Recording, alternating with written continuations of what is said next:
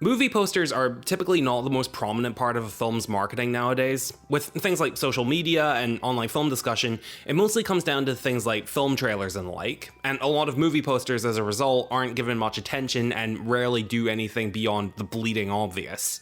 A picture of the cast's dumb faces, either on their own or in a collage, and with either a bright and flashy or dark and gloomy color scheme depending on the mood you're going for. Not that there's anything inherently wrong with these designs, but there's also not anything particularly right either. As advertisements, they get their point across, but artistically, they kind of leave a lot to be desired. Disney are not exactly strangers to any of this. I mean, nowadays it's a crapshoot how much artistic merit their movies will have, let alone the posters advertising them.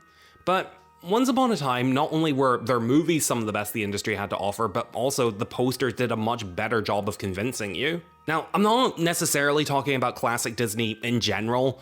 To be honest, a lot of their older posters fell into a lot of similar problems of basically communicating just, here's a movie, there are dogs in it, money please. Hell, a few of them had some unique quirks of their own, like Brown Baloo. I think whoever designed this one was told that Bambi was a buck and misheard them. This Dumbo poster is a cluttered mess where, for all I know, this guy could be Dumbo considering the lack of a focal point. The poster for The Adventures of Ichabod and Mr. Toad is kinda cool, but I think the focus on the Headless Horseman is confirmation that even the filmmakers knew one segment was significantly better than the other.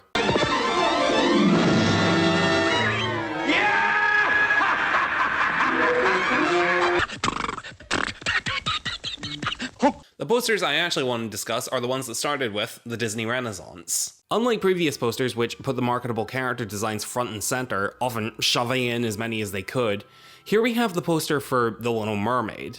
This is a lot more minimalist, but so much more information is conveyed to the viewer. We see a silhouette of Ariel with just enough detail to make out that she's a mermaid.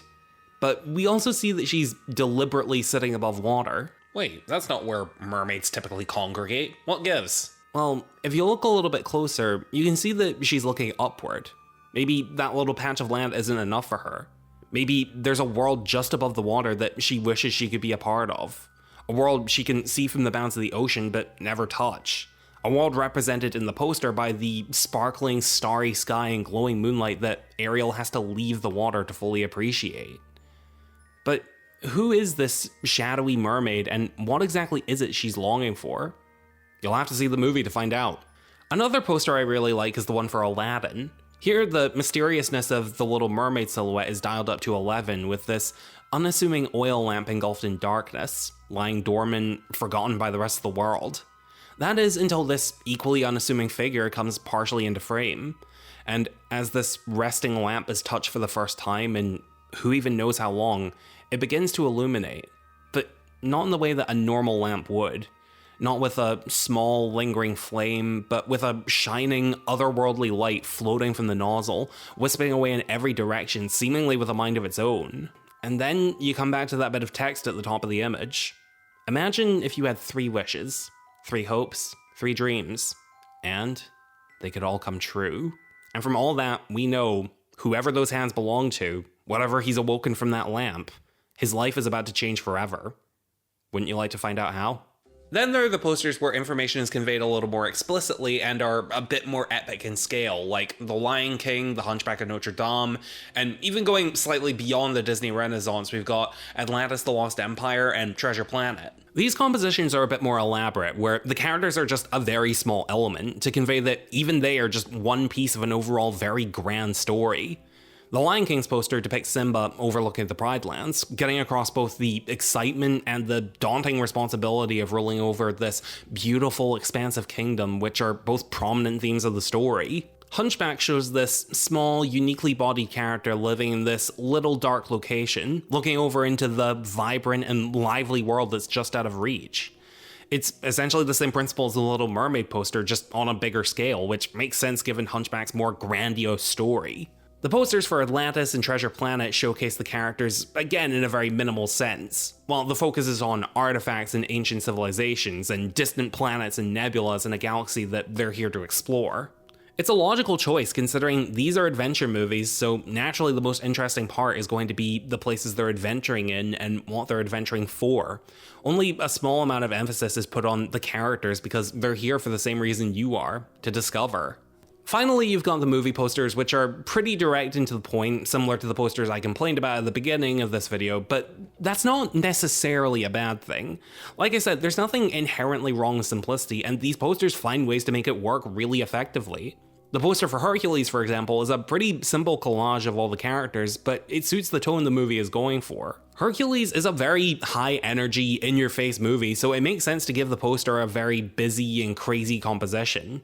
Not to mention, there is some method to the madness, with Hercules and his friends in the middle of the frame, with Zeus and the gods above them in the heavens, and Hades and his minions in the underworld below. The Mulan poster is very simple composition-wise, but the highly saturated red contrasting with the bold blacks really sells the slightly darker, more intense story that the movie is going for. Tarzan's poster not only depicts him surfing on a tree branch, highlighting part of what makes this Tarzan stand out from every other adaptation of the character, but does it in a heavily stylized way, with the branch doubling as a window into the setting of the movie and the characters he'll be interacting with. And the poster for The Emperor's New Groove is about as explicit a poster as you can get. Although, let's be honest, this is exactly what Kuzco would want. Sadly, as the years have gone on, these kinds of posters have become incredibly rare, essentially just using the same fine enough tropes as every other poster in Hollywood. I mean, to compare a couple of movies that are similar, look at Treasure Planet and Moana. Both are nautical-themed stories, but Treasure Planet's poster has a sense of wonder and voyaging into the unknown. Moana's just looks like a vacation photo. Still, I'm not gonna act like the more interesting posters are gone altogether, because there is still the occasional really good one. Winnie the Pooh's poster is pretty quaint in how simple it is, which, yeah, that's pretty much what I'd expect from Winnie the Pooh. And even just recently, we got a cool looking poster from Moana 2? Okay, I know the point of this video is to highlight the importance of movie posters and everything, but seriously, Disney, you phoned in the movie itself, but the poster is where you brought your A game? Special thanks to my Patreon supporters Heather Reed, Zelda, Moon Goddesses, The Hen Rolled, Seth M, Chris Spicer, Jacob K, Wasp Sen, and Andrew Taylor. Thank you so much for the support. If you'd like to see your name in the credits, along with early access to scripts and videos, as well as exclusive unused video thumbnails, or if you'd just like to chat with me, consider supporting me on Patreon for just $1.50 a month. The link is in the description.